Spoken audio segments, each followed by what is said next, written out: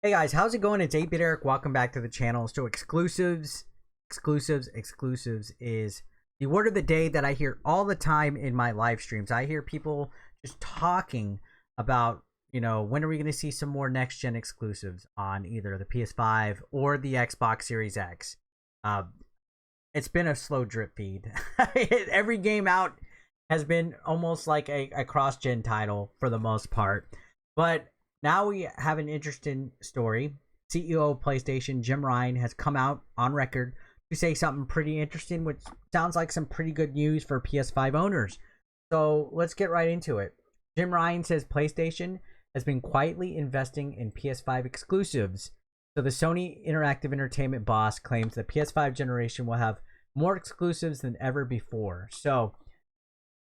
Any previous console. I know for a fact the PS2 alone has a huge library. I've seen Alpha and Mega Sin's PlayStation library for all the consoles, and it's literally like two of those freaking bookcases back there completely full. So that is crazy. That is absolutely nuts that they are wanting to make that library of exclusives bigger. And I guess maybe, the two bookcases also has third parties. I'm dumb. But you get what I was saying. The library was huge. So to say that the exclusive library for the PS5 is going to be bigger than other consoles in PlayStation history is a pretty big statement. But again, some really good news to hear for PlayStation 5 owners, myself included. Now, speaking to Nakai, the PlayStation boss said the company has been quietly investing in the creation of first-party software and that it could pursue further M&A opportunities to bolster its in-house development capabilities. So, yeah, he says, we have been quietly but steadily investing in high-quality games for PlayStation, and we will make sure that the PS5 generation will have more dedicated software than ever before, Ryan said. That sounds good to me. So we have repeatedly engaged in mergers and acquisitions, including Insomniac Games in the US. We will not roll out that option in the future. In terms of upcoming exclusives, SIE is currently gearing up to release Housemarque's Returnal on April 30th, and I'm buying that. I keep getting asked, am I getting Returnal? Yes. I'm hungry for PS5 exclusives, so we're getting Returnal. We'll be checking it out. I don't know about a review, but we'll definitely be live streaming it for a couple days or so. Most major releases on PS5 and Xbox Series X, I will be streaming.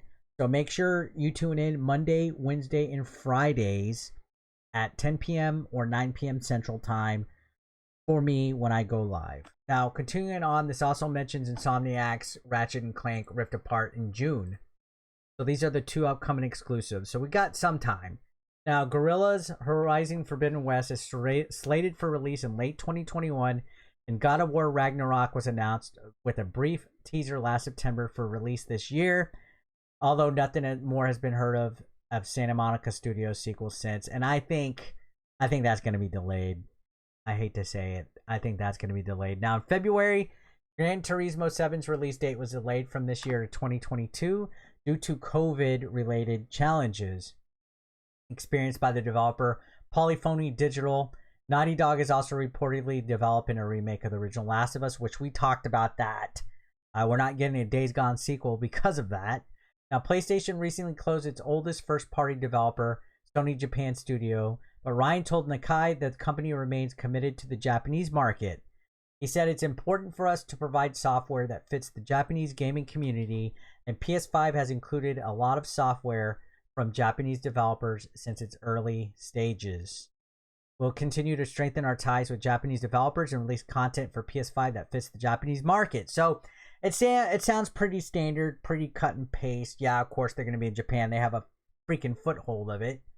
Ryan also commented on the current supply of PS5 consoles in the market and claimed that Sony had asked manufacturers to increase production. And he says there's several reasons why the PS5 was hard to come by. Supply under the new virus was very complicated. We had to limit distribution to online. The supply and demand of semiconductors is also tight worldwide. We're also asking our suppliers to also allow us to increase production, which will flow into the market this year. So, pretty standard stuff. as far as things go, as well as heavily investing in PS5 exclusives. Ryan said Sony is planning to bring a whole slate of games to PC. So they're going to move stuff to PC, like Horizon Zero Dawn Complete had it in August. Days Gone is going to be released in May for PC. So lots of changes and stuff coming, lots of investments, lots of hints. Exclusives is where it's at. People want PS5 exclusives.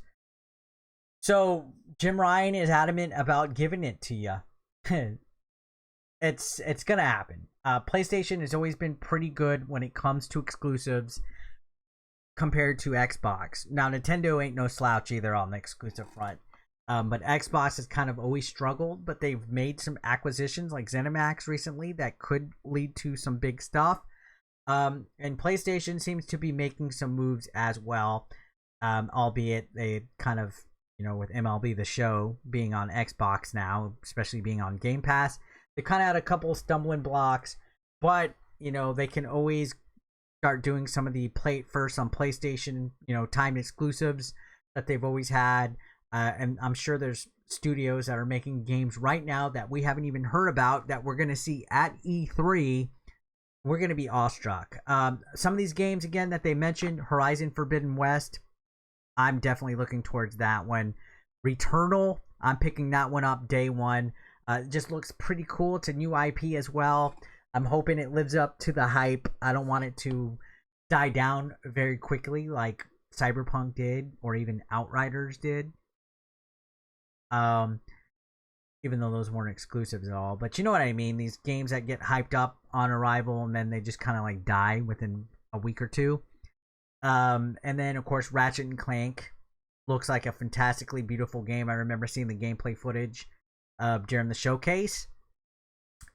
That's a good lineup so far. But you know what, I'm very interested to see what PlayStation is doing, what kind of moves they will be making, because I think things are about to heat up with this next gen console, war. I think now that things are kind of starting to get better out there, the developers are back working, states are opening up, countries are opening up, or some of them are. We're going to see development teams start to work on some stuff, and we're going to see some big heavy hitters. I think this E3 is going to be really good. It's going to be an exciting time to be a gamer for all three consoles, for Nintendo, for Xbox, but especially for PS5, if Jim Ryan is really dedicated to making sure the PS5 generation has way more exclusive than all the previous PlayStation consoles. So let me know your thoughts in the comment section down below, guys. I would love to hear what you guys have to say. Make sure you subscribe too, so you don't miss when I upload or when I go live. I would love to have you guys as part of the nation. Thank you for watching.